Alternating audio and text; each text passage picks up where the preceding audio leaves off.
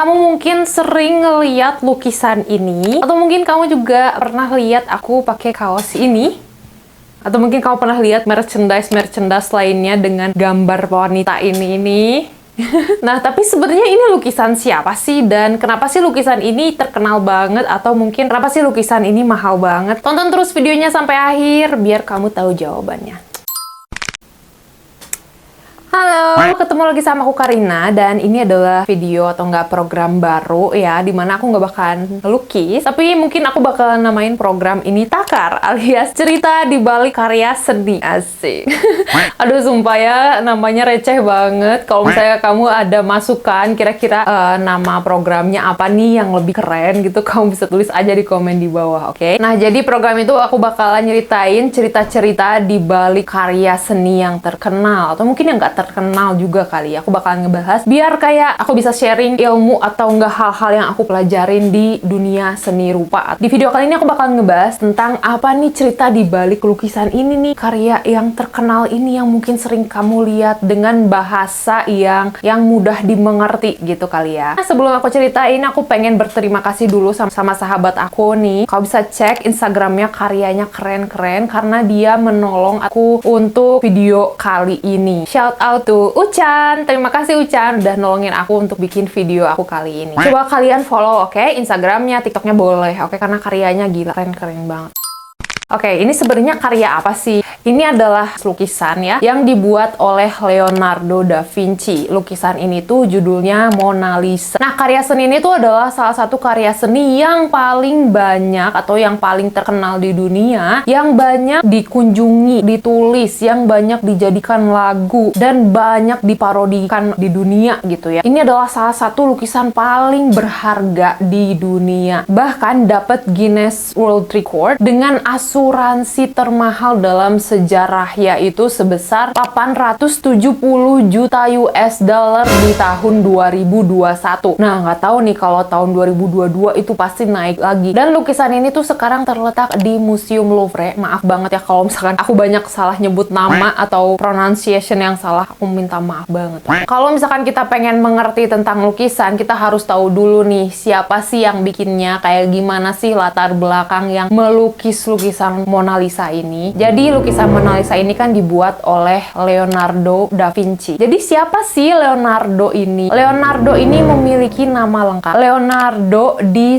Piero da Vinci. Kenapa ada nama da Vinci-nya? Jadi da Vinci itu artinya dari Vinci, yaitu dari desa Vinci, Tuscany, Italy. Jadi kalau misalkan zaman dulu nih, orang itu biasanya nama panggilannya tuh ada di ujung namanya tuh ditambahin dari daerah mana gitu. Misalkan Karina da Berlin, misalnya berarti Karina dari Berlin gitulah, kayak gitu. Leonardo ini lahir tanggal 15 April tahun 1452. Jadi kamu harus bayangin kalau ini adalah masa-masa di mana belum ada listrik, belum ada internet, belum ada Google. Leonardo ini adalah lahir di luar nikah, dan zaman dulu banget itu tuh masih tabu banget, dan ya memang sampai sekarang juga masih tabu sih. Ayahnya itu adalah seorang pengacara, sementara ibunya adalah seorang petani. Ayahnya bernama Ser Piero da Vinci, itu adalah seorang notaris ya ayahnya, dan ibunya bernama Caterina, seorang petani. Nah, katanya sih setelah Leonardo lahir itu mereka sempat menikah, tapi akhirnya berpisah. Dan setelah itu bapaknya Leonardo ini tuh sempat nikah lagi, sampai Leonardo ini punya sekitar 12 orang saudara yang sebenarnya sih udah jarang banget kontak ya sama Leonardo. Terus hubungan antara Leonardo sama orang tuanya itu gimana sih? Apakah dia sama orang tuanya baik-baik aja? Karena kan orang tuanya tidak tinggal bersama ya. Nah, katanya sih ayahnya si Leonardo ini tuh merasa malu punya ibunya Leonardo seorang petani yang cuma tinggal di pinggir sawah. Jadinya si Leonardo ini tuh dibawa sama bapaknya untuk tinggal di rumah bapaknya yang bisa dibilang megah besar gitu ya, karena bapaknya ini cukup tajir. Nah, gara-gara itu jadinya Leonardo ini jarang ketemu sama ibunya. Nah, namanya bocah ya, jarang ketemu sama ibunya, udah pasti jadinya kehilangan sosok ibu. Dan kalau misalkan dari kecilnya kayak gitu tuh biasanya bakalan berpengaruh sampai dia besar. Karena diduga kalau misalnya kamu lihat nih lukisan-lukisannya Leonardo setelahnya, itu banyak banget lukisan perempuan-perempuan yang kok wajahnya pada mirip. Waktu aku awal-awal ngelihat lukisan-lukisannya Leonardo tuh aku ngerasa kayak, oh apa zaman dulu nih wajah cewek-cewek tuh kayak gini ya? Ternyata nggak gitu. Ternyata dikabarkan nih katanya lukisan-lukisannya Leonardo yang perempuan-perempuan ini kenapa wajahnya pada mirip? Dikabarkan wajah ini tuh kayak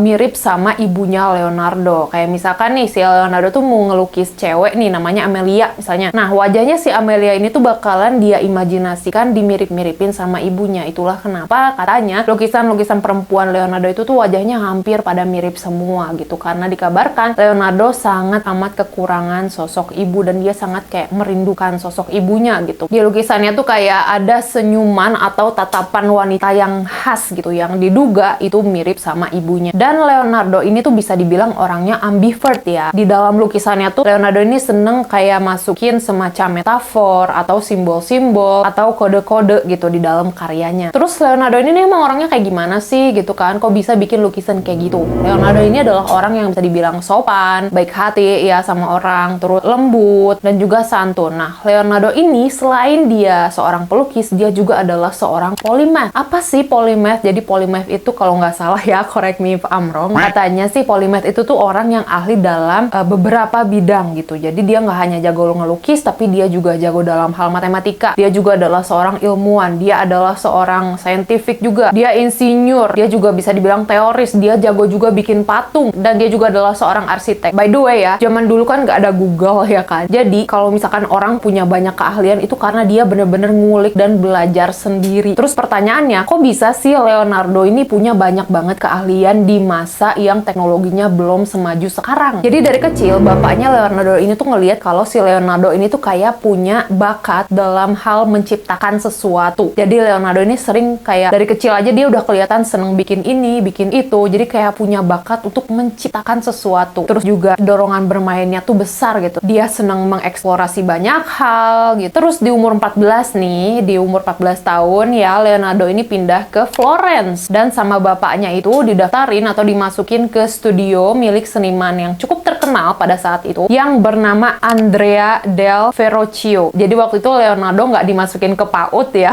nggak dimasukin ke TK atau sekolah formal, tapi sama bapaknya tuh langsung dimasukin ke studio seniman biar dia langsung diajarin dari senimannya langsung. Jadi waktu zaman itu tuh kayak wajar banget, banyak banget bocah-bocah yang masih pada kecil itu dimasukin ke studio seniman biar mereka itu pada belajar berkarya gitu, bikin karya seni. Di studionya Andrea itu Leonardo sempet kayak nyoba-nyoba bikin patung, bikin berbagai macam karya, tapi pada akhirnya Leonardo ini tuh kelihatan kalau dia kayak lebih suka sama seni lukis.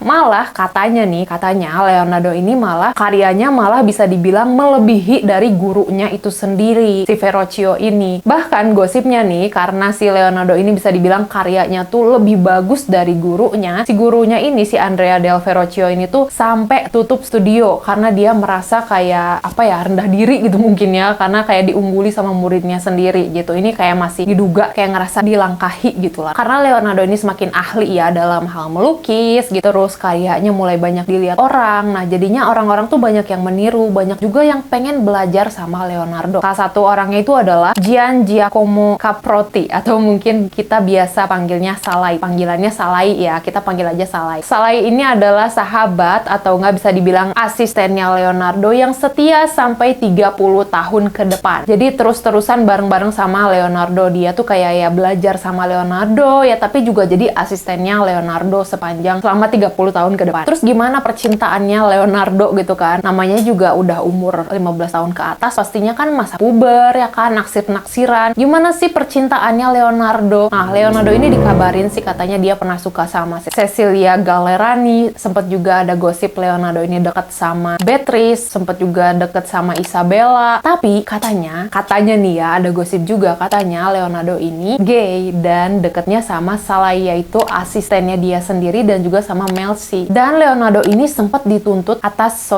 terkait PSK laki-laki gitulah. Tapi tuntutannya ini nggak terbukti, jadi Leonardo dilepasin, dibebas. Nah, sepanjang hidupnya nih, Leonardo ini tuh menghabiskan waktunya dengan berkelana, bisa dibilang ya. Traveling, hidupnya tuh nomaden gitu, ngerantau lah. Dia ngerantau ke Milan, ke Roma, dia kesana nyari proyek, nyari kerjaan, tapi juga sambil berkarya. Karena dia banyak ngerantau ke sana sini, nomaden ke sana ke sini, dia ketemu banyak orang hebat. Kayak misalnya ketemu arsitek, ketemu ilmuwan, ketemu ahli matematik, ketemu pematung gitu. Nah, orang-orang yang ahli ini, let's say misalkan Leonardo ini ketemu sama ahli matematik misalkan. Nah, si ahli matematika ini kan dia nggak bisa gambar nih, sementara dia punya apa sih proyek kayak misalkan mau bikin apa gitu. Nah, karena dia nggak bisa gambar, jadinya dia ngajak kerja sama Leonardo. Jadi Leonardo ini tuh sering banget bekerja sama orang-orang hebat nih, ilmuwan kayak gitu. Nah, namanya orang ngegambar ya, itu pastinya kan harus mengerti dulu keseluruhan. Jadinya secara nggak langsung Leonardo ini tuh belajar matematika, belajar arsitektur, dia juga belajar tentang sains gitu-gitu. Makanya itulah yang bikin Leonardo ahli dalam berbagai bidang.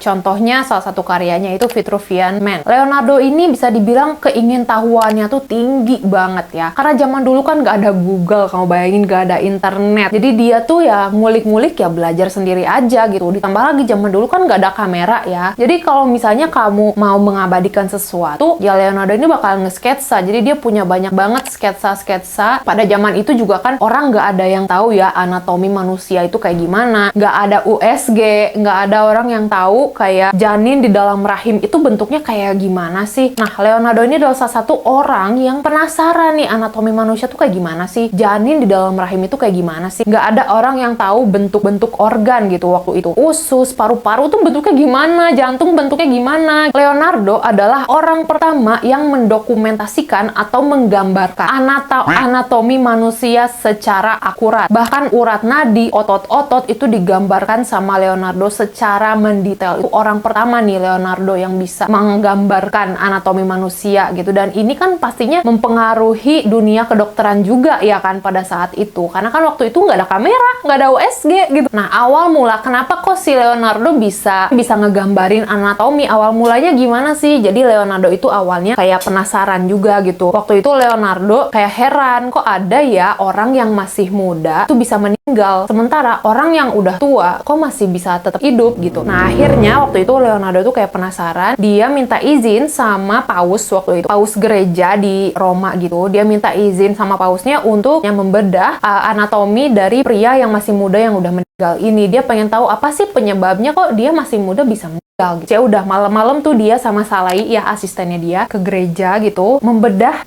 mayat si pria muda ini, dan dia pengen tahu alasannya kenapa gitu kan. Terus dia lihat ternyata ada penyumbatan di paru-parunya. Dari sanalah Leonardo tuh belajar soal anatomi, dia gambarin tuh paru-parunya itu malam-malam. Kamu bayangin ya, itu kan nggak ada listrik, jadinya mereka tuh harus pakai lilin gitu kan. Terus digambarin manual satu-satu secara mendetail dan secara bagus banget gambarnya gitu. Lama-kelamaan kayak dia juga banyak meneliti mayat-mayat lain yang ada di gereja itu. Jadi malam-malam terus dia gambarin secara mendetail gitu ya, hampir setiap malam. Dia juga sempat kayak ngebedah jantung babi untuk kayak meneliti cara kerja jantung itu kayak gimana. Dia juga selain itu kadang sering pergi ke pasar, terus dia beli burung yang masih hidup hanya untuk dilepaskan itu burungnya biar dia bisa belajar gimana sih mekanisme cara kerja burung itu terbang gitu. Terus dia gambarin. Nah, makin lama karena inilah gambar anatominya Leonardo ini semakin terkenal, dia juga sebagai seniman semakin dikenal orang ya kan. Namanya orang semakin terkenal pastinya juga ada aja dong hater ya kan. Pasti ada aja orang yang nggak suka gitu. Banyak orang yang iri jadinya ngegosipin si Leonardo yang enggak. Ada yang bilang ke paus gerejanya, bilang kalau Leonardo ini mempraktekkan ilmu hitam karena ngebedah-bedah mayat katanya gitu pakai lilin. Ya iya kan, namanya juga nggak ada listrik ya kan, ya pasti pakai lilin, masa gelap-gelapan. Paus gerejanya juga sempat percaya gitu omongan atau enggak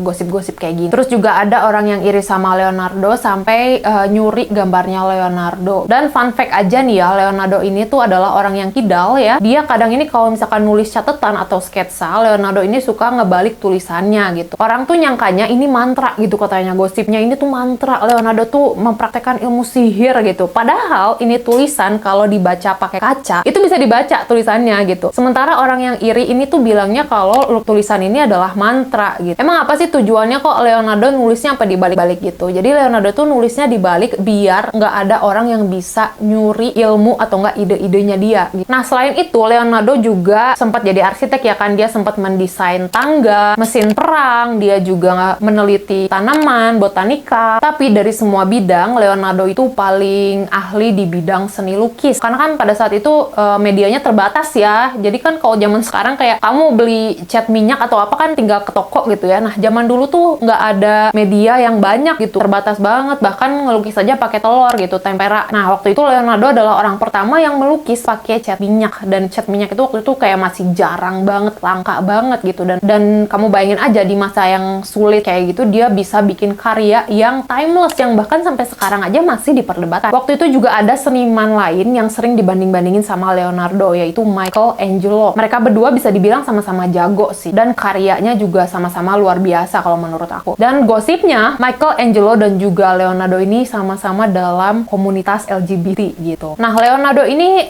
disebut sebagai manusia Renaissance. Kenapa? Karena banyak pengalaman, keahlian, pengetahuannya juga hebat banget. Terutama Leonardo ini tuh kayak bisa nyatuin science sama seni itu jadi satu gitu. Nah, makanya bisa dibilang Leonardo ini adalah tonggak berdirinya Renaissance di Italia. Bisa dibilang Leonardo ini adalah nabinya zaman Renaissance gitu. Walaupun sebenarnya zaman Renaissance itu sudah dimulai jauh sebelum Leonardo lahir. Jadi, iya bisa dibilang ya, pencapaiannya Leonardo tuh banyak banget. Dia tuh banyak menemukan dalam bidang anatomi, civil engineering, hydrodynamics, geology, optik, tribology. Nah, karena semakin banyak penemuannya Leonardo, dia jadi semakin terkenal, dia makin di-respect sama orang-orang intelek. Jadinya dia udah nggak perlu khawatir nyari tempat tinggal. Kadang-kadang dia tuh diundang sama orang untuk tinggal di suatu istana, di kerajaan, gitu, buat ngelukisin keluarga kerajaan. Ya, dia bayar sewa tinggalnya itu dengan membuat lukisan. Pernah juga dia dulu saking terkenal tuh sampai diundang sama raja langsung. Nah, Leonardo ini semasa hidupnya kan tinggalnya di istana-istana gitu kan, di keraton-keraton kayak gitu. Nomaden lah bisa dibilang. Kadang-kadang kalau misalkan dia lagi tinggal di istana atau di keraton kayak gitu, kadang-kadang ide-idenya dia tuh nggak dihargai sama orang-orang di sana gitu kadang-kadang. Dan karyanya tuh dibatesin katanya. Dan waktu itu tuh Italia tuh lagi perang, jadinya Leonardo pindah ke Prancis dan tinggal di sana di istana Clos Ruce dengan raja bernama Francis. Nah, si raja ini tuh nggak kayak raja-raja yang lain ya. Raja ini tuh bener-bener mengagumi Leonardo. Jadi dia memberikan banyak banget kebebasan sama Leonardo, kayak ya udah lu bebas mau berkarya apapun. Dia nggak menyepelekan Leonardo, dia bener-bener kayak respect banget sama Leonardo. Padahal waktu itu Francis ini berumur 22 tahun, jauh banget lebih muda daripada Leonardo. Dan bahkan Leonardo ini mementori si raja inilah, karena kan raja ini juga kayak pengen belajar banyak juga dari Leonardo gitu. Sebagai gantinya, Leonardo ini tuh kayak dibolehin untuk tinggal di kerajaan mereka, di istana mereka. Leonardo ini di akhir-akhir hidupnya, dia tuh kayak punya keinginan ingin membuat ensiklopedia dari sketsa atau dari catatan-catatannya dia. Karena itu kayak banyak banget catatannya itu. Dan sayangnya Leonardo ini meninggal di tahun 1519 di umurnya ke-67.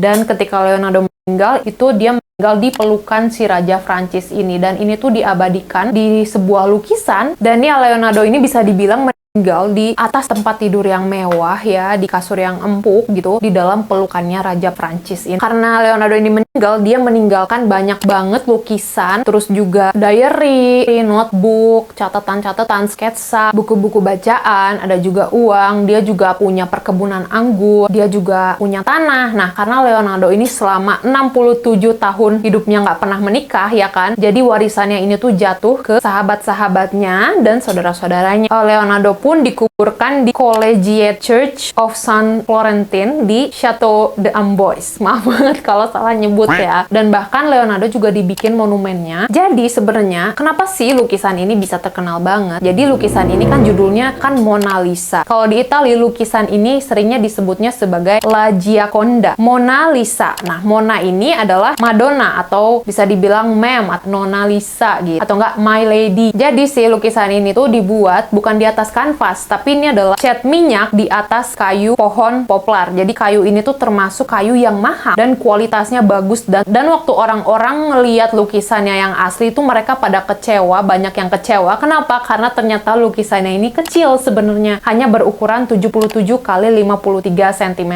Kenapa sih kok lukisan seterkenal ini kok ternyata ukurannya kecil? Nah, katanya sih karena waktu itu kan Leonardo sering banget berpergian. Kan nggak mungkin ya kan, masa sih bawa lukisan seukuran 2 meter gitu kan, naik kereta kan ribet banget gitu. Makanya Leonardo ini ngelukis Mona Lisa ini tuh ukurannya kecil, biar ketika dia berpergian atau dia pindah-pindah gitu, bawanya gampang gitu. Terus coba deh kamu lihat lukisannya. Menurut kamu lukisan ini udah selesai belum? Kalau menurut Leonardo itu sendiri, katanya sih lukisan ini menurut dia itu belum selesai. Ada yang bilang lukisan ini tuh dibuat dari tahun 1503 sampai 1504. Tapi ada juga yang bilang lukisan itu dibuat dari tahun 1503 sampai 1506. Terus emang selama itu ya bikin lukisan sampai 3 tahun gitu kan? Nah, sebenarnya Leonardo juga nggak yang setiap hari banget ngelukis Mona Lisa ini. Tapi kadang-kadang kayak ketunda, kadang-kadang dilanjut, kadang-kadang enggak gitu. Karena Leonardo ini katanya sih orangnya juga gampang kedistraksi gitu katanya. Kalau misalkan lagi ngelukis diajak ngobrol tuh dia bisa nggak fokus gitu. Dan lukisan ini tuh dibuat ketika Leonardo berumur 60 tahun. Terus emang si objek perempuan ini tuh siapa sih gitu ya? Mona Lisa ini siapa sih? Ada banyak banget konspirasi dan misterinya. Beberapa teorinya tuh yang pertama, ini katanya sih Leonardo ini tuh kan punya teman nih namanya Francesco del Gioconda. Nah, si Francesco ini punya istri. Nah, istrinya inilah yang dilukisin. Katanya dia adalah commission. Ini adalah istrinya si Francesco ini yang namanya Lisa Gerardini. Ada juga yang bilang kalau Lisa ini adalah kekasih gelapnya Leonardo. Tapi ada juga teori lain yang bilang kalau Lisa ini adalah sebenarnya Salai atau kekasihnya Leonardo yang cowok. Tapi karena waktu itu kalau punya pacar cowok itu dibilang gak boleh, jadinya disamarkan menjadi wanita. Nah, bisa dibilang Mona Lisa atau lukisan ini tuh adalah pencapaian tertingginya Leonardo. Kenapa? Karena bisa dibilang kayak otak kiri dan otak kanannya Leonardo itu kayak bersatu melebur menciptakan lukisan Mona Lisa ini. Dan lukisan ini adalah sebuah terobosan ya, karena waktu itu belum ada sama sekali seniman yang bisa ngelukis portrait kayak gini sehidup ini. Cara bikin bayangan, brush stroke, tone warnanya, detail, komposisi, tekstur. Jadi pas waktu itu orang-orang ngeliat lukisan ini semua tuh kayak pada speechless, kayak pada terpana gitu. Kok ada orang yang bisa ngelukis kayak gini gitu. Karena kan zaman dulu juga belum ada kamera, dan ditambah lagi di lukisan itu kayak banyak banget misteri, banyak banget simbol-simbol yang tersembunyi di dalam lukisan Mona Lisa ini. Tapi kenapa sih kok lukisan Mona Lisa ini bisa terkenal? Nah, katanya waktu itu tuh ada seorang penulis yang namanya Giorgio Vasari. Dia tuh dulunya pelukis, tapi dia malah berubah karirnya jadi penulis. Dan di saat Leonardo sudah tidak ada, Giorgio ini main ke studionya si Leonardo dan melihat lukisan Mona Lisa ini, dan dia juga sama-sama speechless gitu pas lihat lukisannya Mona Lisa. Dan Giorgio ini tuh menuliskan di bukunya kalau dia nggak pernah melihat portret orang sehidup ini. Nah, dari bukunya Giorgio Vasari inilah banyak banget sejarawan atau nggak peneliti yang sepakat kalau Mona Lisa ini adalah lukisan terobosan di era Renaissance. Nah guys, jadi itulah cerita di balik lukisannya Mona Lisa. Nah, next kamu pengen aku bahas tentang karya seni yang mana lagi? Kamu bisa tulis di komen di bawah ya. Jangan lupa di like, di komen, di share, dan di subscribe. Makasih banyak yang udah nonton sampai tamat. Nih gila, aku gerah banget karena pakai lighting.